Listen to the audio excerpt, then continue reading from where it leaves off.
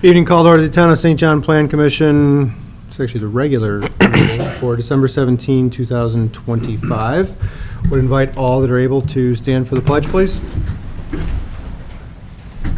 I pledge allegiance to the flag of the United States of America and to the republic for which it stands, one nation, under God, indivisible, with liberty and justice for all.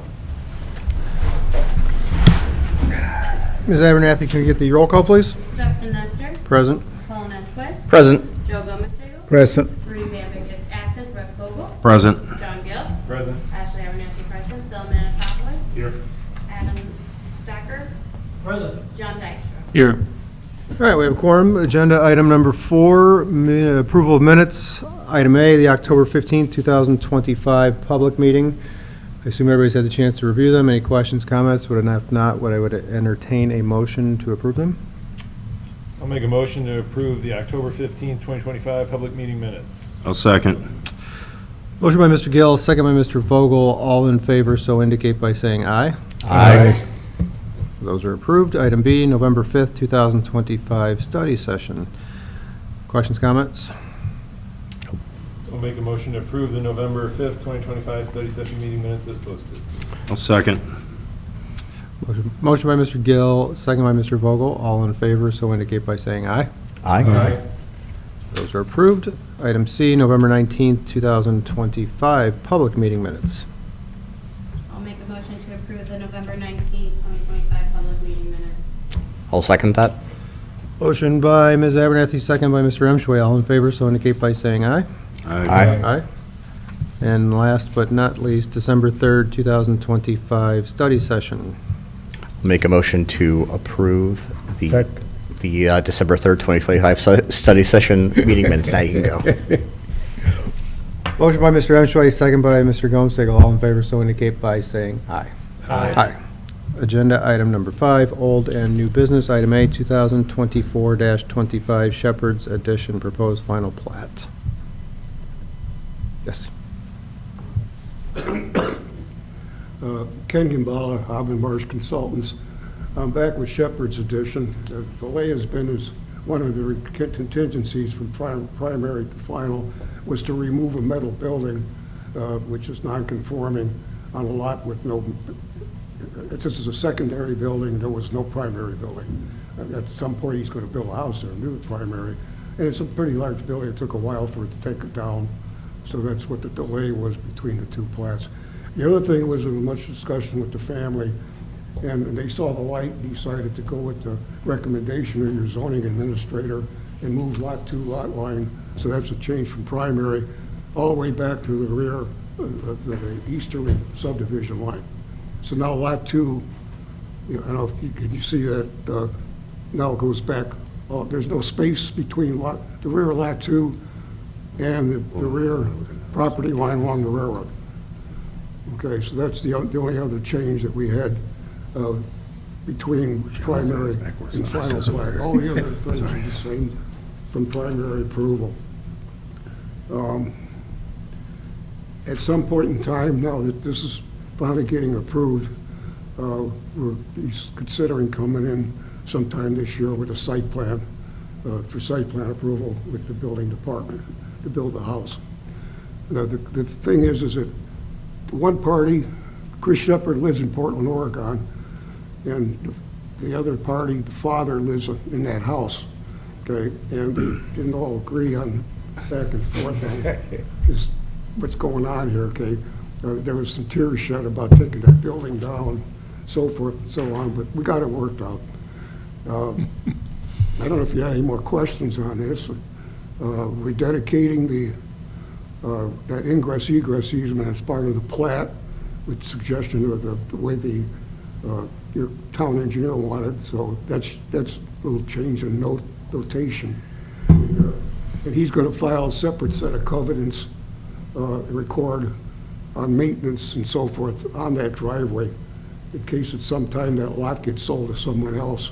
There's no disagreement on maintenance and snow plowing and so forth, because that is also the access to the rear of lot 1 because of the pond.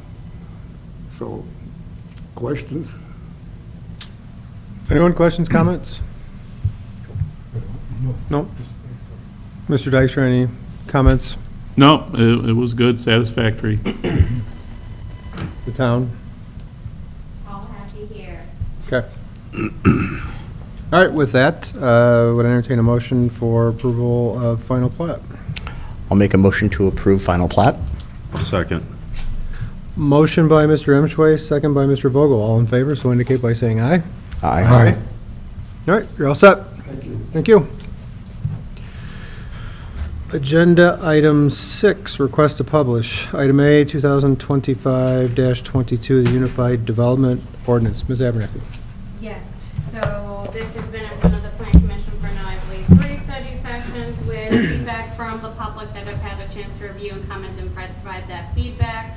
I have received a good amount of feedback from our legal that I've been going through, making updates to that one as I've been receiving it. I've gotten feedback from our engineering consultant, and I believe that this is now ready to go out for a public hearing for the January 21st.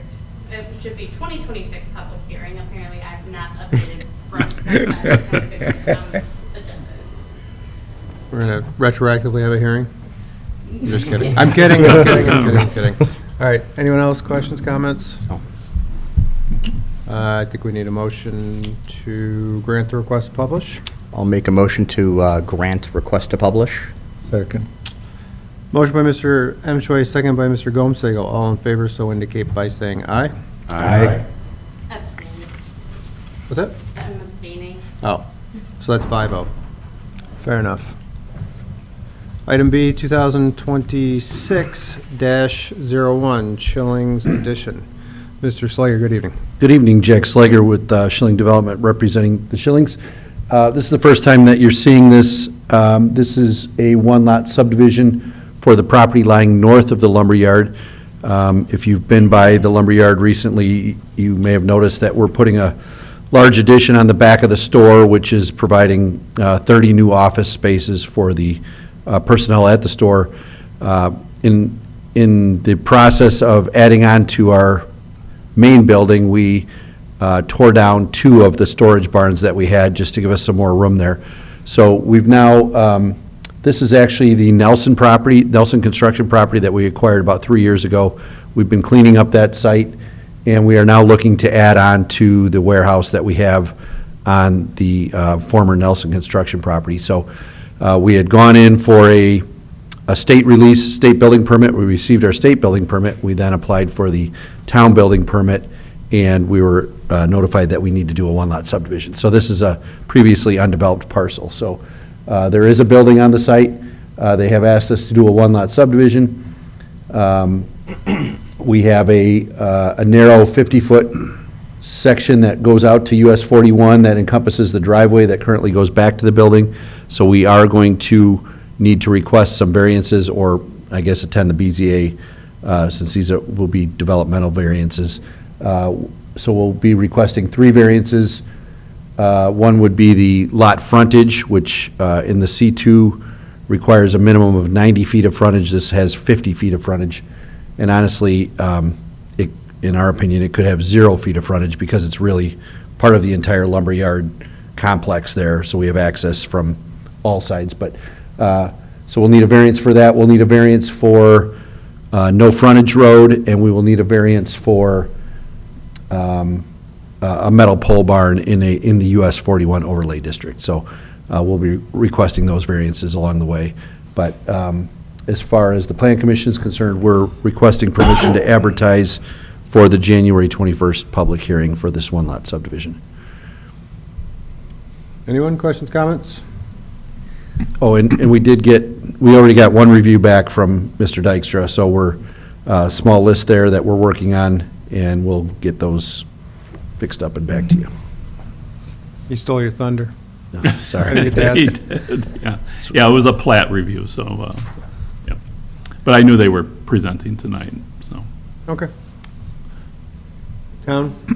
He Seems- is correct in the 3 variances that he will be in front of the BZA for at the January 7th Board of Zoning Appeals meeting. But otherwise, this is just a one-lot subdivision that we required when a permit came in for an addition onto the existing building. No reason not to publish and take your chances at the BZA, right? Right. But, all right, would entertain a motion to grant the request to publish for the January 21st, 2026 public hearing? I'll make a motion to allow them to publish for the January 21st, 2026 public hearing. Second. Motion by Mr. Gill, second by Mr. Vogel. All in favor, so indicate by saying aye. Aye. Granted 6-0. Thank you. See you back, thank you. Item C, 2026-02, Lucky Central St. John subdivision. Gotta say that 3 times fast. Mr. Haas, good evening. Good evening. James Huss with DVG Team here tonight on behalf of Lucky Central Incorporated. First, my apologies that this is the more or less first time you're seeing this. I was double booked at your last study session. Property in question for this plat is the northeast corner of 85th Avenue and US 41. Essentially, there's more land between the lake and US 41 than meets the eye today. The intended use of the property is a quick-run branded gas station consisting of 16 pumps, a convenience store just under 5,000 square feet, with the intention to sublease a part of the building, which will provide partial drive-through operations in the rear of the building. There's been well, this is the first action of the Plan Commission. There's been a large amount of work done to date. We did make a full site engineering submittal on December 3rd. We did meet with INDOT very early on and have completed their required traffic study, submitted to them on November 3rd. That was shared with the town with our engineering package. Subconsultant performed a hydraulic study of Bingo Lake to ensure the building is being installed at the proper elevation, first of all, but also analyze what we intend to do is there's a culvert under US 41 that is a pretty substantial ditch on the eastern border of 41, and then the northern border of 85th Avenue. The petitioner will be undergoing the expense to beautify the property and reroute that by a storm sewer to Bingo Lake on the north side of his development. And of course, we made a primary plat submittal on December 3rd as well, which is what you're looking at today. This development is in your US 41 overlay district. The property boundaries are quite unique. We did request and receive certain development variances from the BZA on September 3rd. We will be back before them for their January meeting to clarify some primarily landscaping items. The tenor of that earlier meeting was that they needed to see more information before they considered certain variances, and we believe we now have completed that. But that being said, I do see this development going forward regardless of how the January meeting. I don't think any of those are, not really hanging our hat on any of them. I know tonight is an actionable meeting, and we try to keep it brief, but the point of tonight's request is simply this is an undeveloped, unsubdivided lot, so we need to do a one-lot subdivision, and we are requesting to advertise for it at your January 21st meeting. I will be back for work sessions in 2 weeks, but happy to answer any questions anybody might have tonight. Anyone questions, comments? I know this is probably, how did, that area didn't have all that dirt there before? In other words, it was filled in. Could you give me a little history behind that, please? Yeah, I can give you, I can give you the high-level details, and if you have any more questions, I can bring them back in 2 weeks. So it's my understanding that Levin of Levin Tire and Auto, they do own the property today. There was either core or IDEM, I think it would have been the core. All the fill that was brought in, I'm not particularly knowledgeable on the study, but it was fully permitted to when they basically wanted to create a lot, or at least land, on that side of the lake. That was done not by this petitioner, but by I believe the current owner. It was about 20 years ago. Is that marshland that they filled in? That's what, I've been here for a long time that I saw that start to happen without.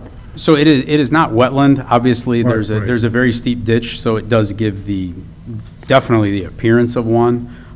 That what looks like a marshland is really just not quite the best performing drainage way from a culvert that runs under 41, and then is essentially flat and half blocked as it gets to Bingo Lake, and that's what gives it that appearance. You know, I know this is kind of weird, but I know that at one time, it overflooded crossing to 41, and then at that time, the funeral house was not even there yet. It filled that whole area with water. So by putting that building there and putting that, not that building, but filling that with dirt, that caused the water to, I wouldn't believe it. I think part of the reason that any imperfections in the hydraulics of the area is from what our survey shows. I have an elevation that the culvert comes under US 41 at, and I obviously have an elevation at the lake. From what I can tell, and our surveyors found that at the corner of 85th, that what should be positive grade, or at least flat at worst, there's actually a mound. So from what we can tell, that connection from US 41 to the lake only starts moving water until that ditch has filled up a pretty substantial amount. so it's not going to cause any more problems, you're trying to tell me? I don't think so, We don't given think- how we don't bad, think so. how bad the grading of that ditch. It really does only start functioning once that culvert is almost 3 feet full of water.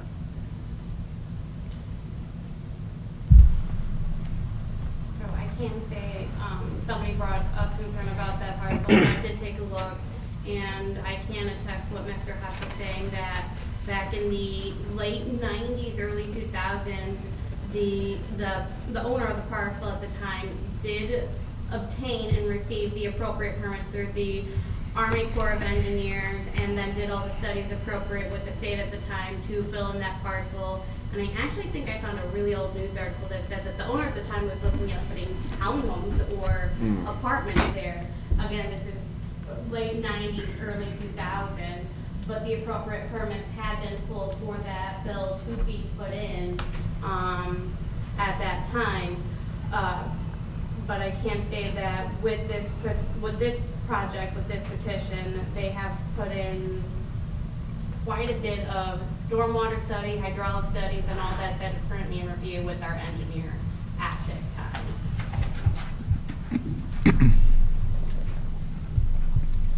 Questions, comments, anyone else? The question goes to the subdivision and their request to publish, right? Correct, and site plan will follow in February. That's the plan. So there's more chances and opportunities to talk about the Right. site plan and the stormwater and the hydraulics that go with it, as our engineer has time to kind of get into it, digest, and provide his feedback and recommendations. More of the specifics and not just the concept? Correct. Yeah. Okay. Is there a motion to grant the request to publish? I'll make a motion to, what was that, Ashley? I said so moved. I'll second that. Motion by Ms. Abernathy, second by Mr. M. Choi. All in favor, so indicate by saying aye. Aye. Aye. We'll see you back for the study and then January 21st. Thank you very much. Thanks. Item 7, adjournment. Oh. Well, I know we don't have much by way of public. Can we please open it to public comment? I forgot to add that to the agenda.